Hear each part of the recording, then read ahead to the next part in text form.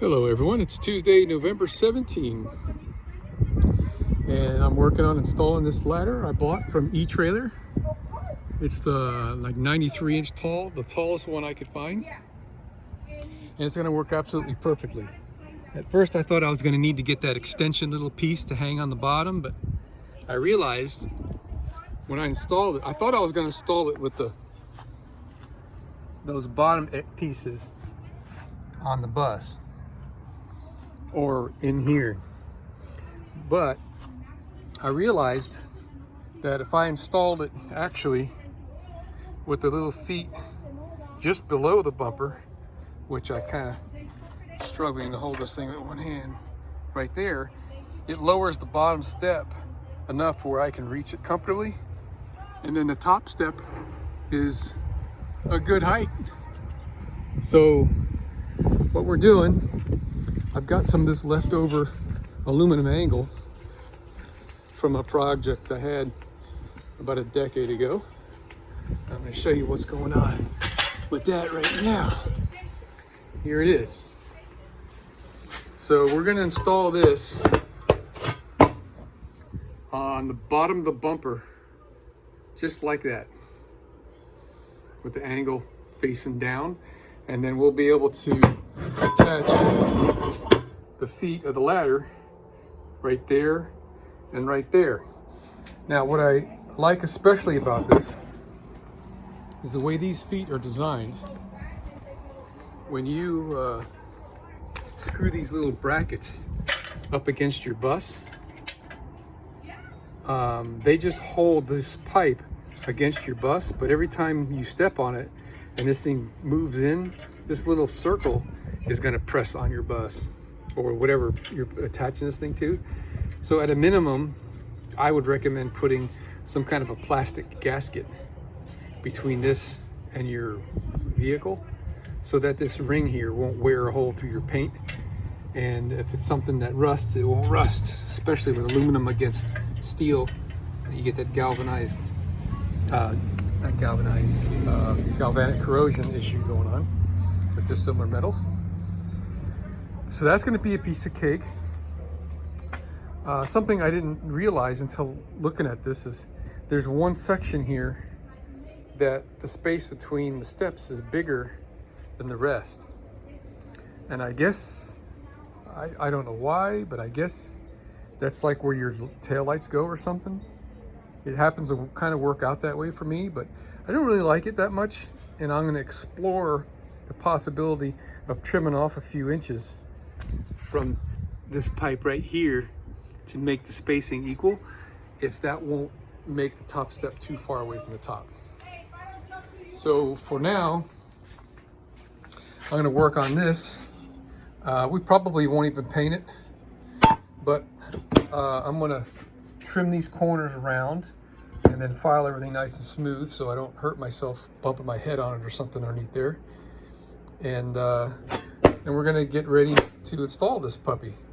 So to trim this aluminum, I'm going to use my table saw, and I've got a carbide wood cutting blade in there that I no longer use to cut wood. I've downgraded this thing. It's still sharp enough. It'll cut wood just fine, but I use this for cutting aluminum. I'm saving my new carbide blade for wood right there if I want to cut something and really need a nice sharp line. And we're going to use my sled. We're going to take this thing and sit it on there like that, and then run the sled and start trimming this little by little with this blade until I get close enough to where the rest I'll do with a file. Now this side here is going to be a whole nother story. I'm not quite certain how I'm going to trim that, because doing it in this fashion on the sled, you got to, kickback and binding problem. This one here, piece of cake, right? Because it's going to be resting up against that. So maybe I'll just do it by hand on this side. But let me get that cut and I'll show you the finished results. Yeah, here you go. This is the finished result with only table saw, and it's like cutting butter, man. It really comes off quite easy. I cut off the corner first, and then I just basically, let's see if I can hold my phone here. I allowed the side of the blade to be a guide for me, like it won't cut when it's back there, so I could touch over here. So I just easily come out here and let the side of the teeth, and that was kind of just doing something like that. All right, you can see the pass marks I got there. Same on this side. So now we can just hit that with a file, make that look nice. And I'll soften these corners just a tad, just for safety. They're going to be tucked up underneath the bus. And I guess next we'll mark this puppy where we need to cut it. I do know that there's some obstruction in this area over here where there's a bracket that I won't be able to put a nut and bolt through. So the first bolt's going to have to be back here someplace, and the other one I'll put down there someplace. All right, I just decided that rather than hand filing, I'm going to use my sandpaper disc. Now this thing is probably about 10 years old. The sandpaper is about that old. It seems to last a really, really long time in this kind of an operation. This damage on the outside was kind of a little bit of a faux pas, and it just burnt the stuff off. But this is just a piece of aluminum plate that I drilled a hole in, that I put in my table saw in place of my blade. And it's fabulous. Let me show you what it looks like when it's installed. All right, so I raised up the blade pretty much as high as I can get it. I can go up a little higher, I guess. And we've got the table surface, so I've got a perfect 90-degree for my cut. Now, I normally would put a shoe in here if I were doing small things, so nothing will slip and whatever. But with this large piece of aluminum, I don't have to worry about that. And I don't have my other, I call this a shoe, okay? It used to be on top of here. It was a piece of wood that had seen better days. I just threw it away. So it's actually time for me to make another one of these. This is actually a piece of an old countertop. The cutout when you get a kitchen sink installed in a brand new countertop. This corian or whatever you call this stuff, 1/2 inch thick. It's great material, man. Really flat, really straight, really strong. Got a big old piece of it left still, so I'll make some more of those right here. So, all right, that's the dealio for that. So let me turn the power on. Show you how nice this sands.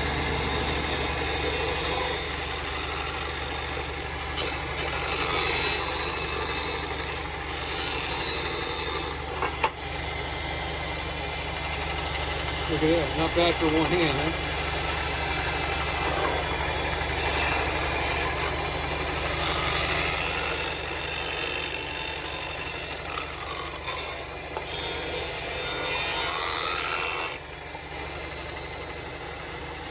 All right, let me use 2 hands on this and I'll show you when I'm done. So how about that?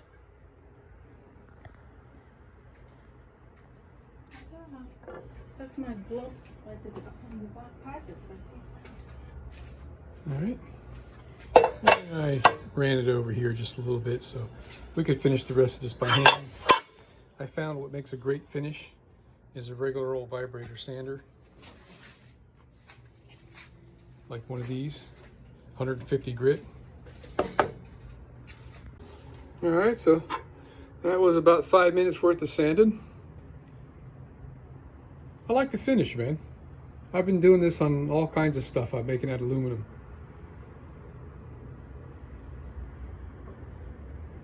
All right, so now we just have to figure out where we're going to install it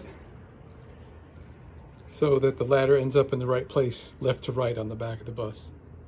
The bottom of the bumper is not true, So I got my holes drilled already, but we're gonna have to make a tapered shim from an 1/8 inch to nothing, pretty much. It won't be too hard, just a pain that I have to do it. I'll probably use some plastic to do that with. Let me get my trusty clamps. These were my dad's, so they're like, gotta be 70 years old. All right, and I'm gonna go in before I pass out from lack of blood. So here's a piece of Delrin plastic, another leftover from another project. I've actually been using that piece, been keeping it right here. I've been clamping this piece onto my table saw fence when I need to cut a piece of thin metal, so that what I'm cutting won't go underneath the fence. I kind of hated to give up some of the length of this, but I don't have any more. So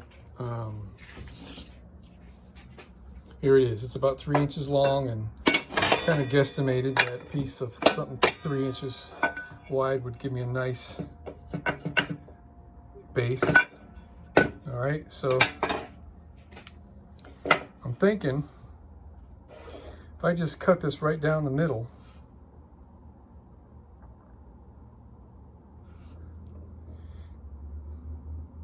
I'd only have to cut it once. I can cut it at an angle. So what I did is I tilted my blade the amount that I had eyeballed underneath. When I was underneath there, it was about 1/8 of an inch I had eyeballed.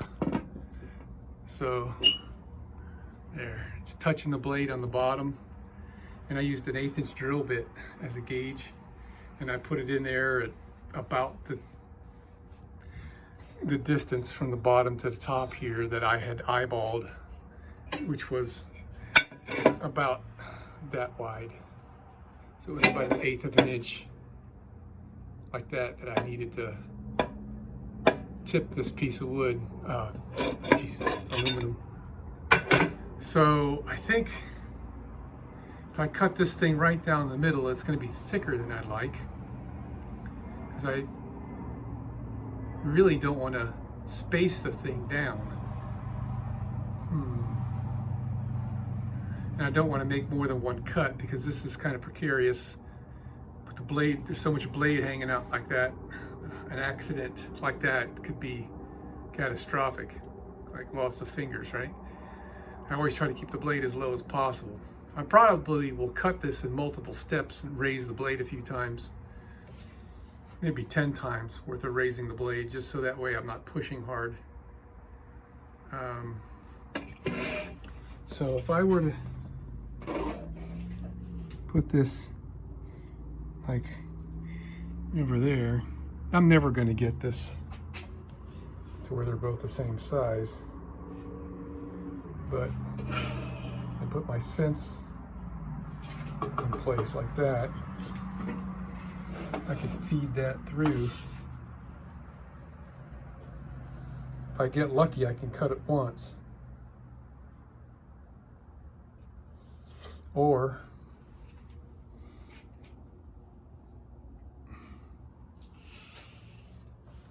yeah, let me keep thinking about this. All right, so I just remembered something Dad used to tell me when cutting angle cuts. You don't want your fence on the side of the blade that locks the part in there, because you can get a bind a lot easier. So I switched my fence to the other side of the blade. So if this thing lifts, it'll just not cut it. Or if it's on this side and I get a lift, it can get in there and bind up and get tight. So we're there. I got a push stick, and I think what I'm going to do is hold this down with 2 fingers back out of the way from the blade like that. And I've always made a habit of grabbing hold of the fence with my hand, however I do it. so that my fingers can't accidentally slip into the blade. So I'll do this with one hand, one way or the other. And with the other hand, I'll push with this. And I'm going to give it a shot with the blade at the full height of the cut.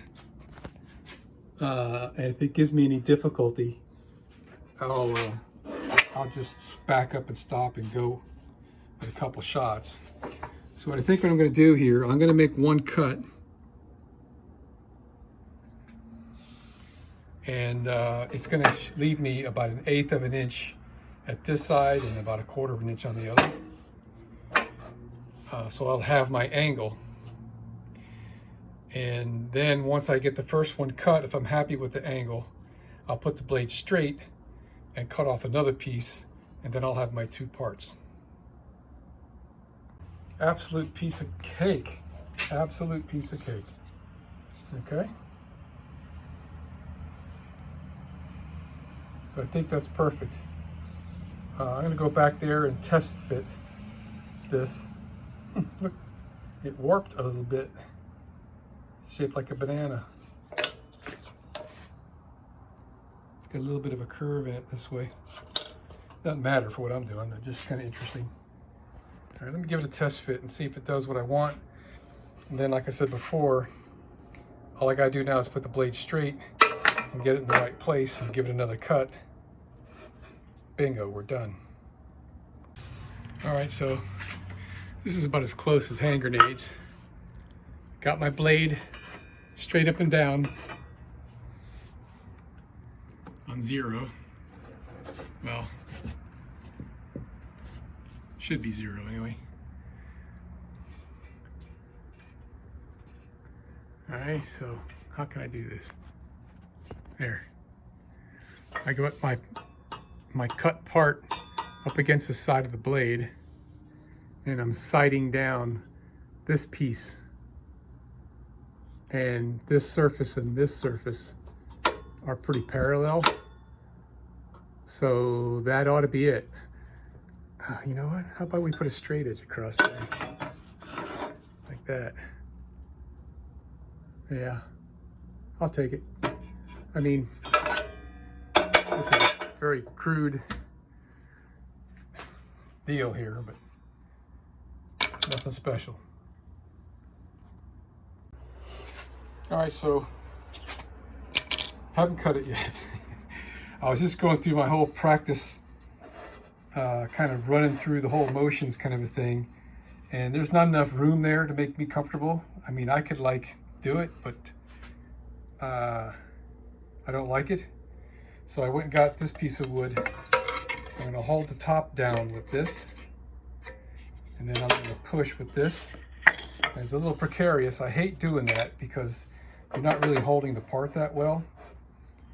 But I like my fingers, so let's see how it goes. Well, that was completely uneventful. And they are within, man, maybe 10 thousandths of an inch from each other. Got lucky on that deal. So we're all set here. If you're wondering about the Band-Aid, that was a splinter I got the other day. So now, when we install this guy, it'll have a little bit of angle to compensate for the crookedness back there. So now I guess what I'll do is I can drill this plastic here in the shop, you know, put a couple clamps and then drill through, and dig up some 3/8 bolts and put this puppy on there.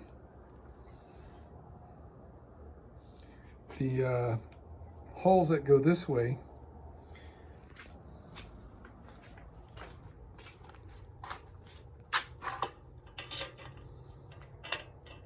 it'd be nice if I had an extra one of these brackets I can use as a template. I'm gonna go look in the bag full of goodies that came with this. Maybe there is one. Well, we're ready to install it. Found some grade 8 3/8 bolts. Had some leftovers. Got a whole box full of leftover bolts right there that I've been saving for installing my water tanks underneath my gray water tanks. Man, the mosquitoes. So the length of these bolts is just perfect because we're going to have about 3/16 worth of bumper, right? And then that leaves, you know, bada bing. But before I install this, I want to put some corrosion preventive goop in the holes on the bumper.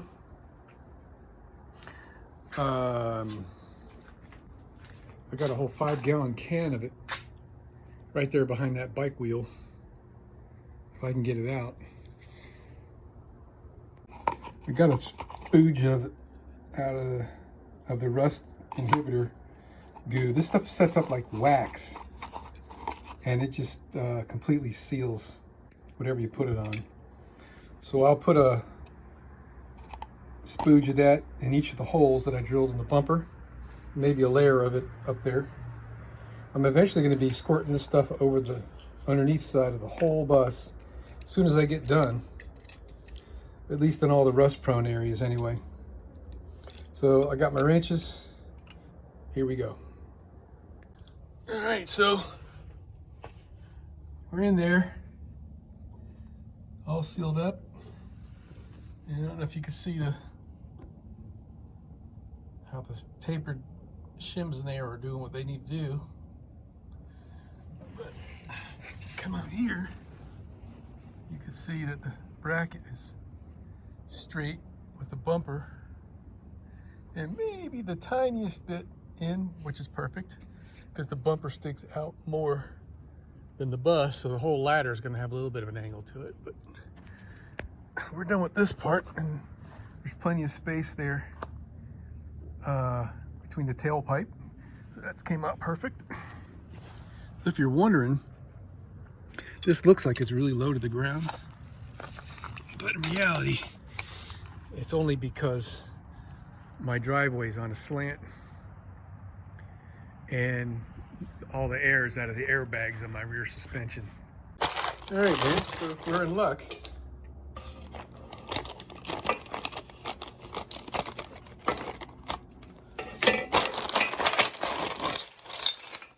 Here's all the goodies. It's great, huh? So here's some standoffs. They got a little screw in them there. A nut, I mean, like a nut plate. And then, let's see how this stuff goes.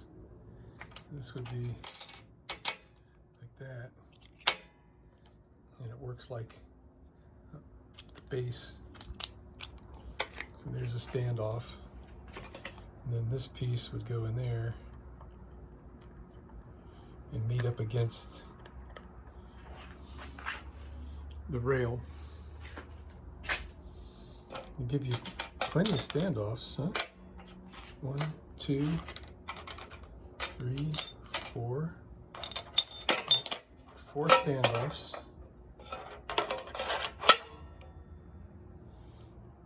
4 of these little guys.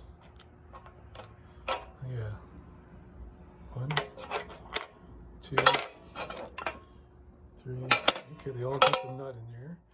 Comes with a screw to holds it all together. And these are what go on the roof. These are aluminum, which is fabulous. And they give you these, which I guess it's up to you how to use them.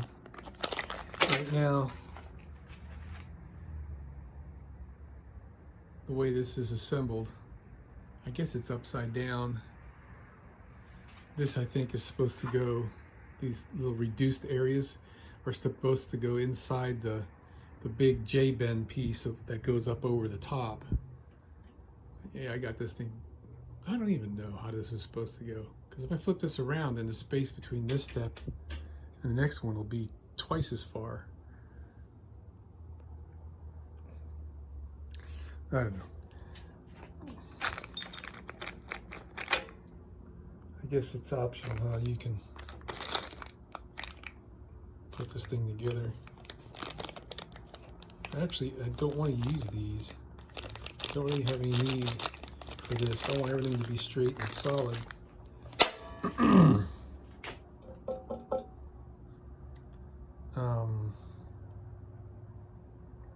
Yeah.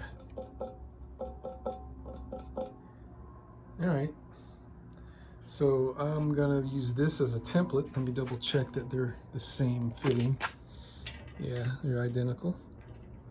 So all I gotta do is get the first hole figured out here on the back of the bus. You know, use a vice grip on here or something. It's gonna give me a real pain to get this thing lined up how I want it. Once I get the first hole and the first screw in, then I'll be able to jockey around and get everything straight on the whole shebang. The first screw is going to be the hardest part. But once I get the first one drilled, and I can disassemble it and use this as a template and drill the other 3 holes, and then it'll be perfectly lined up with that. All right, so that's how that's going to go. I'm going to weld these screws too. Bunch of zinc plated sheet metal screws for screwing into the back of your vehicle, I guess, which I'm gonna have a hard time doing that.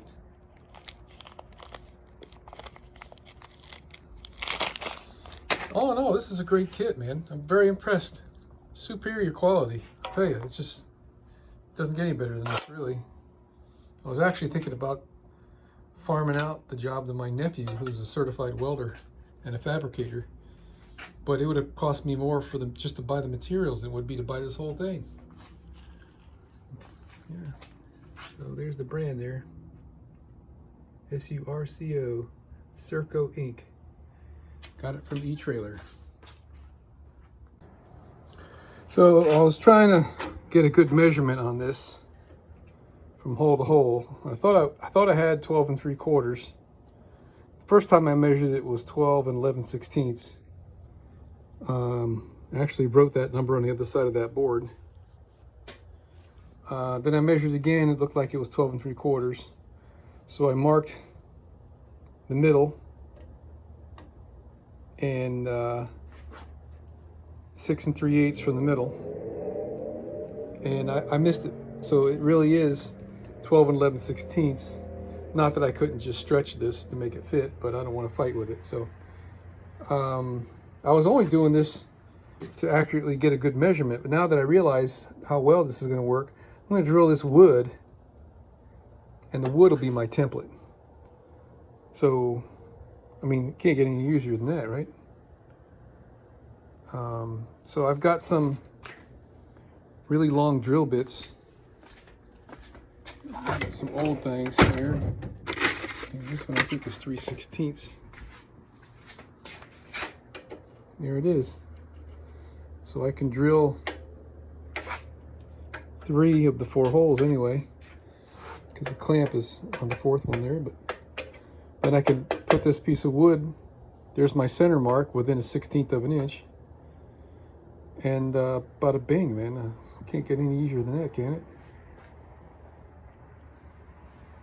I don't know. Am I missing something? Jeez, this is too easy, man.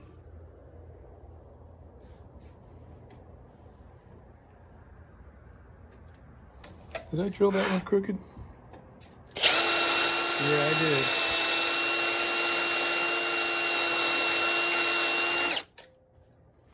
Okay, that's okay. So now I can just clamp this onto the aluminum piece back there. Excuse me, and drill away. Man, this is just too easy. So I put the 3 screws in for the 3 holes that I was able to drill, and because these things pivot, I'm able to just lie this thing on the ground like that. So now what I'm gonna do is I'm gonna tip it up and put the screws in that thing. I've already got the nuts on the back of these. 1032s is what I'm using, stainless. So let me spin the thing around and see how easy that is. So there's the first one. This is so easy, it's a joke, man. I'm loving it. Look at the size of that mosquito.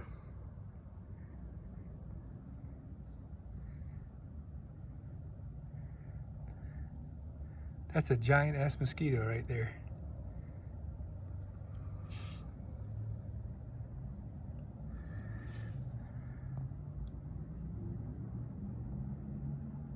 It's probably, the circumference from foot to foot is about the size of a quarter.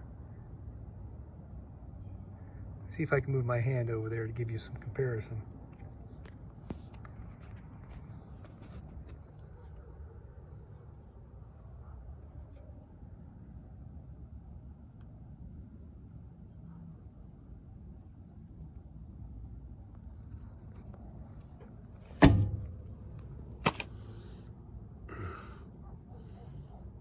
It's a dead mosquito.